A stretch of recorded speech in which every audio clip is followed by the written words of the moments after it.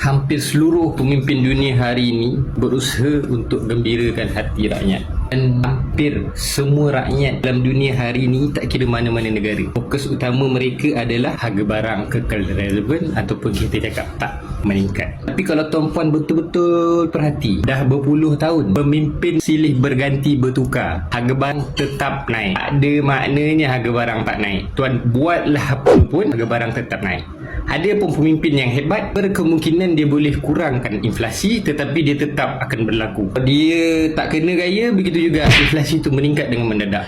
Bergantung kepada keadaan ekonomi dunia. Tuan-puan, 300 tahun dahulu ke belakang, manusia berdagang dengan menggunakan dinar dan dirham, dan inflasi ada pada julat kosong, sifar inflasi. Tak ada inflasi langsung. Dalil dia, satu dinar yang ada di zaman Nabi SAW, orang kata, sehingga ke hari ini boleh ataupun ada kemampuan membeli seekor kambing, sehinggalah ketiupan sangkakala insya-Allah dia mampu beli seekor kambing juga.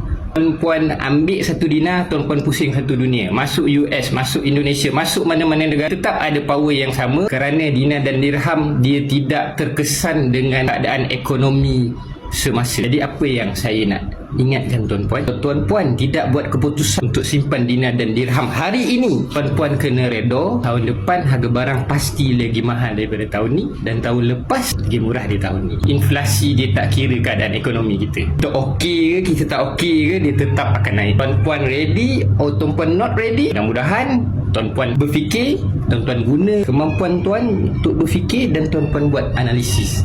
Betul tak apa saya kata? Satu ketika dulu harga barang jauh lagi murah daripada sekarang. Dan mudahan kalau video ni bagi manfaat kepada tuan-puan.